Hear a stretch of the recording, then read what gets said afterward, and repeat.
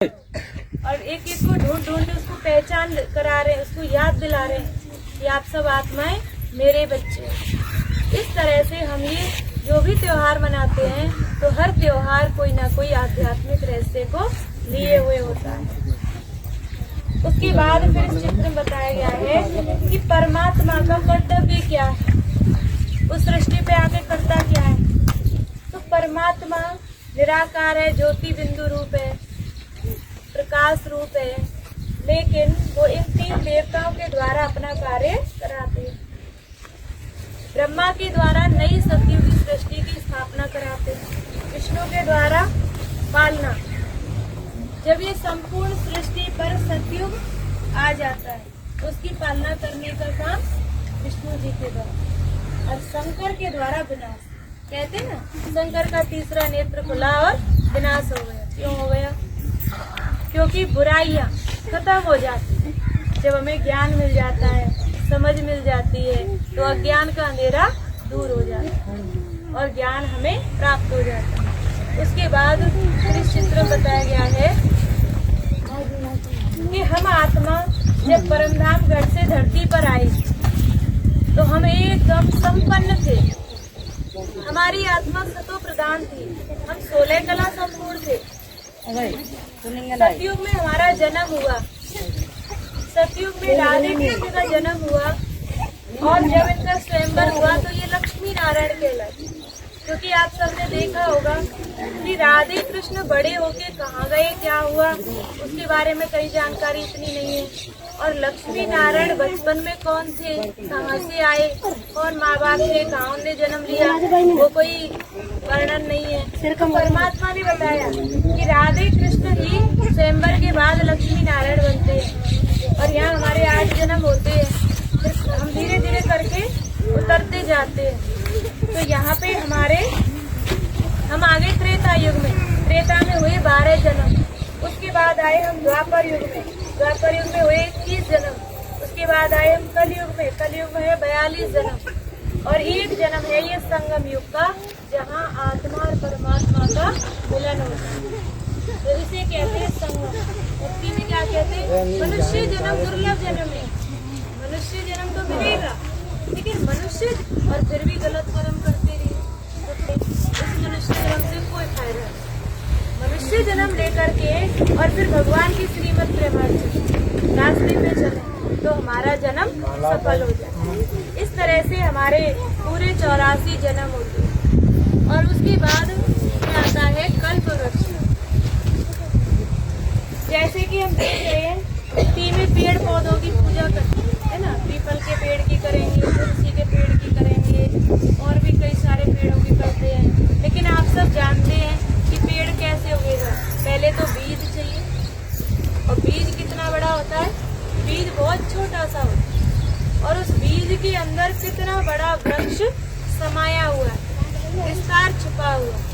आप अमरूद का बीज देखो, एकदम बाजरे के दाने जैसे, और जब अमरूद का पेड़ बनता है तो कितना बड़ा बनता है।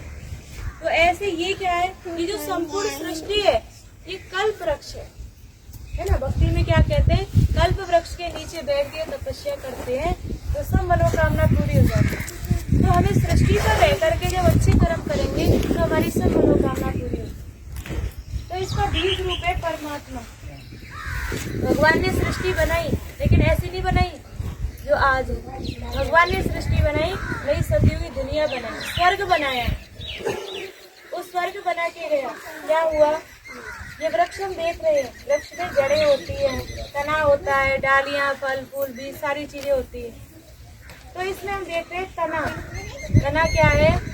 कि तना जब सृष्टि पे सतयुग और त्रेता युग होता है तो एक मत, एक धर्म, एक भाषा, एक कुल, पूरी तरह एकता होती है। तो जब शुरुआत में सृष्टि पर एकता रही तभी तो सृष्टि इतने लंबे टाइम तक चल गई। अगर शुरू से लड़ाई झगड़े होते तो इतने टाइम सृष्टि नहीं चल पाती। फिर आगे हम द्वापर युग में, द्वापर युग में क्या हुआ? द्वापर युग में आकर के धर्म बढ़ने लगे, धर्मों की वृद्धि होने लगी, तो अनेक धर्म आने लगे। और कलयुग में आकर के अनेक धर्म, अनेक जाति, अनेक भाषा, अनेक हो गए। अब अब आप देखो धरती पर कोई कहता है 7 जातियां होती हैं, लेकिन मैं समझती हूँ 7 से भी जाने कितनी ज्यादा होती आराम से बैठ जाना है ना। तो ये सब किसने बनाई? हमने खुद ने बनाई, और हम खुद के ही बनाए हुए जाल में खुद ही फंस गए। मकड़ी होती है ना, खुद ही जाल बुनती है और खुद ही फंस जाती है। लेकिन परमात्मा सबसे लास्ट में आते हैं जब सृष्टि की हालत बहुत खराब हो जाती है, सृष्टि पर बहुत ज्यादा अधर्म हो जाता है, तब परमात्मा एक साधारण मनुष्य तन में आते हैं और उसके बाद सृष्टि पर स्वर्ग की स्थापना करते हैं। और जो परमात्मा से विपरीत बुद्धि होते हैं, भगवान के विरोध में रहते हैं, वो सदा भगवान को गालियां देते हैं, ऐसे लोगों का क्या होगा? ऐसे लोगों ने तो अधर्म बढ़ाया धरती पे, तो उनका विनाश हो। जो परमात्मा से विपरीत बुद्धि है, भगवान के बच्चे हैं, वो भगवान के रास्ते पे चलते हैं और उनका जीवन सफल होता है। और उसके बाद ये चित्र में हम देख रहे हैं कि शास्त्रों के अनुसार तो कलयुग समाप्ति में लाखों बरस पड़े हैं। अरे वो बतला ले दी मौका। शास्त्रों के अनुसार तो हम देख रहे हैं कि कलयुग समाप्ति में अभी लाखों बरस पड़े हैं। क्या कहते हैं? कलयुग तो अभी 40,000 साल और चलेगा। अब इन हालतों को हम देख रहे हैं, इनसे 40,000 साल चल जाएगा, क्या होगा धरती में? आप अपने बचपन से लेकर के अब तक के समय को देखो, कितना परिवर्तन हो गया। इतने मोबाइल फोन नहीं थे, इतने टीवी के जमाने नहीं थे, इतने साधन सुविधाएं नहीं थे। आज हर चीज की मशीन तैयार हो गई है, लेकिन फिर भी अशांत थे, फिर भी परेशान है, टेंशन में जीवन जी रहे और बीमारियों से घिर गए। ये क्यों हुए? क्योंकि हम लोभ लालच में आ गए, वो अहंकार में आ गए। तो हम देख रहे हैं कि सृष्टि पे अधर्म बहुत बढ़ गया है।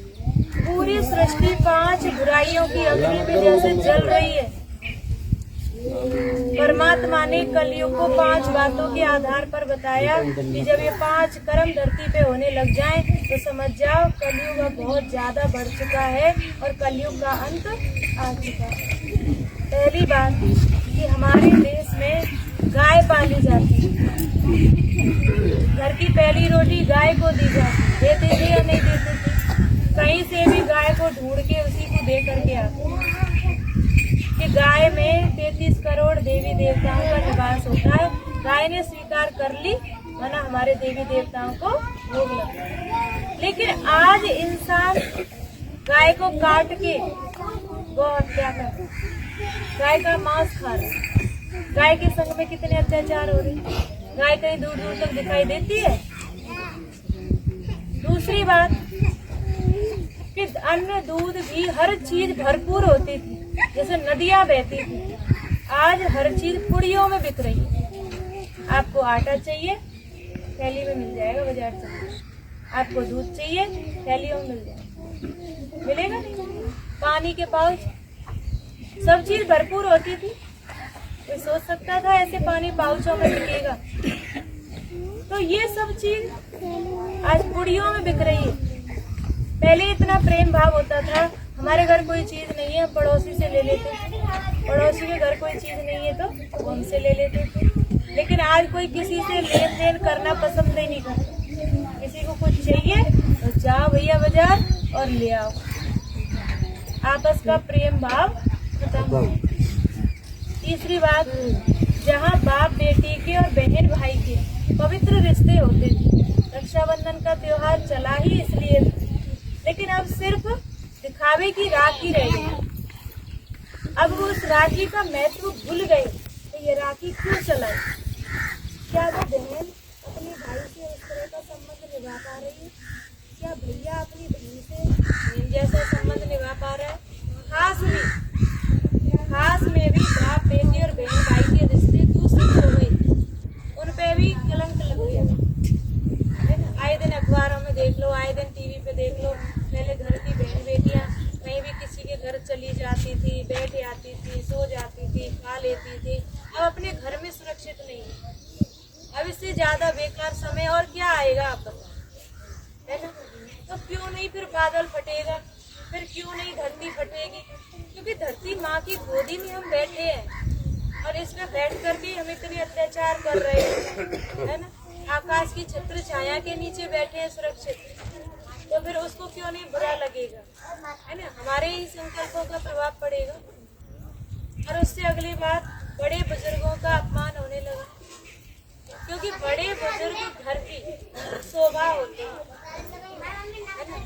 घर में बड़े बुजुर्ग होते हैं, उस घर में कभी कोई व्यक्ति धोखा नहीं खा सकता। लेकिन आज क्या सोचते हैं, बेकार है वैसे, और पूरे दिन दिमाग खराब करते हैं। भाई उन्होंने आज उनके अंदर शरीर की शक्ति नहीं है, लेकिन जिंदगी का अनुभव तो है।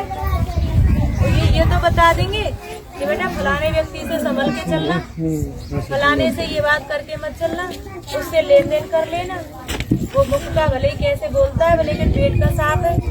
हर चीज को बता देंगे ना। अब बड़े बुजुर्ग नहीं है तो कोई सलाह देने वाला ही नहीं, और सलाह तो लेना ही नहीं चाहते। हम जो कर रहे हैं वो बढ़िया कर रहे हैं। कोई कहेगा भी ना लाला ये काम ऐसे मत करना, अब तुम बैठे रहो, तुम्हारा जमाना तो गया, अब तो हमारा जमाना। 2 रोटी खानी है तो खा ले, आराम से बैठो वैसे ना बैठना तो जाओ वृद्धाश्रम, वृद्धाश्रम खोल दिए, बिठा देते। 5-5 बच्चे होते हुए भी बुजुर्ग वृद्धाश्रम में बैठे हैं। एक कोठे में एक माँ 5 बच्चों को पाल के बड़ा करके नौकरी लगा देती है, देश विदेशों में भेज देती है, लेकिन उस अकेली के लिए ना कोई देश में जगह ना कोई विदेश में जगह है। तो ये कितनी धर्म ग्लानि का समय, कितना दुख का समय। और एक कन्या, 5वीं बात, एक कन्या जो देवी का रूप मानी जाती थी। किसी गांव से कोई बेटी विदा होती थी, सारे गांव की आंख में आंसू होते थे, आज फलाने की बेटी विदा हुई। कोई मदद करनी थी, सब मिलके मदद करते थे। लेकिन आज बेटी कहाँ विदा हो गई, कहाँ चली गई, घर वाले उनको ही नहीं पता, बाहर वाले में तो सब पता है। तो कन्या ने अपनी स्थिति ऐसे खराब की। इस तरह से सृष्टि पर बहुत ज्यादा धर्म ग्लानि हो, बहुत अपमान कर दी। खुद को भूल गए, जो गलत काम कर रहा है वो तो बहुत बढ़िया है, वे बढ़ चढ़ के बोलेंगे। और कोई नेक ओम शांति के रास्ता पे भी चलने लगे, अब फलाने की लड़की तो ओम शांति में जाएगी, इनके पास पैसा ना है, तुम्हारा ध्यान नहीं करेंगे, जाओ ओम शांति में। और जो शादी कर रहे हैं वे कितने सुखी रह रहे बताओ, है?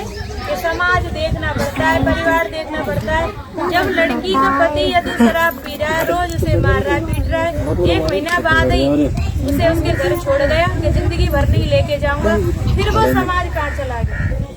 जब सारा समाज इकट्ठा होके जाए उसके वहाँ, कि कैसे भी समाज तुझे संभालनी है।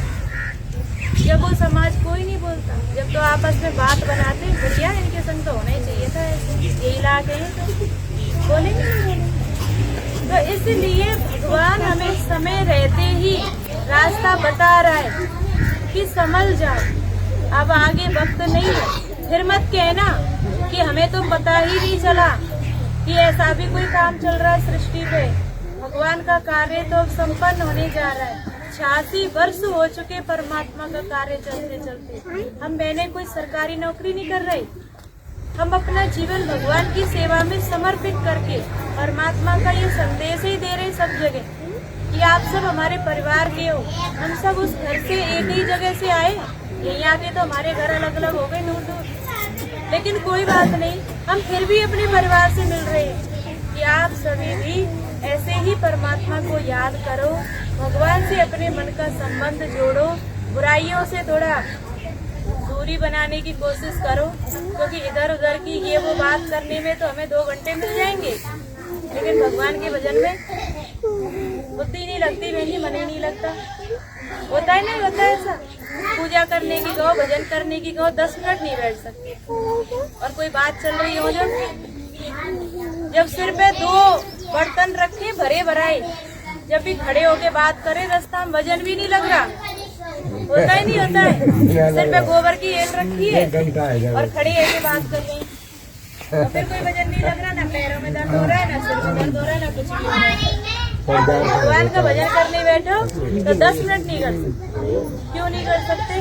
क्योंकि हमारे मन को हमने छुट्टी दे दी कि बुराई होए तब खूब बैठना, और कोई अच्छाई का काम हो तो नींद आ जाएगी कि उठ के चलेगा। हाँ, नहीं बैठ सकते।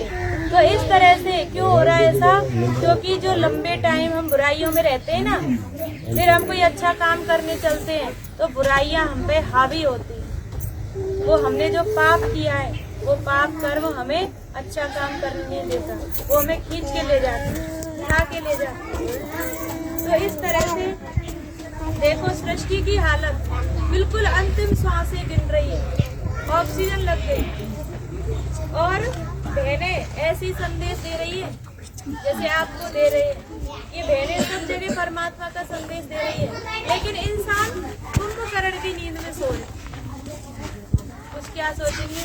अरे अभी उम्र ही क्या है, देखेंगे, सोचेंगे, कभी बाद में कर लेंगे, बुढ़ापा आएगा तब कर लेंगे। आज कोई कह सकता है कि मेरा बुढ़ापा आएगा? आज से कल पर भरोसा नहीं है। एक एक पल बहुत कीमती है, बहुत कीमती है। आप किसी को 10,000 रुपए दे देंगे तो भी कोई आपको आपके जीवन का एक घंटा नहीं लौटाएगा। एक व्यक्ति को जब धन का बहुत लोभ हो गया, उसने बहुत धन कमाया, लास्ट में उसका अंतिम समय आ गया तो धर्मराज जी आगे ले गए।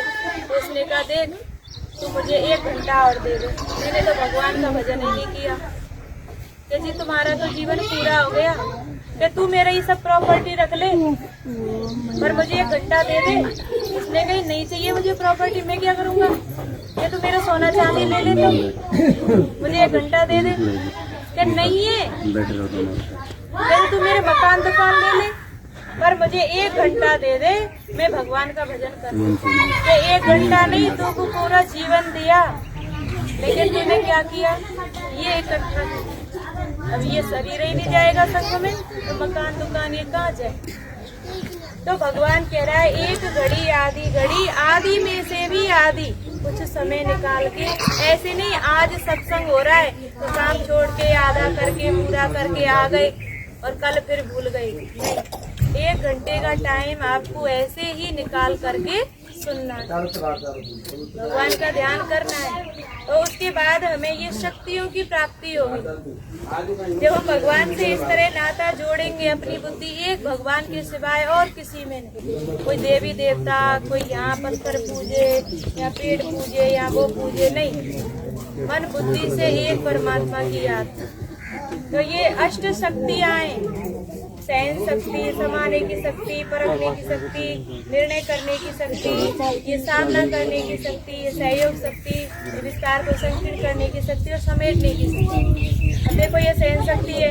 बच्चा पेड़ में पत्थर मार रहा है क्योंकि पेड़ में फल लगे हुए, लेकिन पेड़ क्या कर रहा है? उसे फल दे रहा है, ना कि पत्थर उठा के मार रहा है, उसमें फल दे रहा है। कितना सहन कर रहा है। एक व्यक्ति आएगा, कुल्हाड़ी चलाएगा, पेड़ क्या करेगा? उसे ईंधन देगा, लकड़ी देगा, और खुद धूप सहन करेगा, दूसरों को छाया देगा। जब एक वृक्ष के अंदर इतनी सहनशीलता है तो हम इंसान, हमको भगवान ने इतना बुद्धि विवेक दिया है, लेकिन ना हम जीवन की कीमत समझते, ना हम समय की कीमत समझते, ना हम कुछ और कोई चीज की कीमत समझते।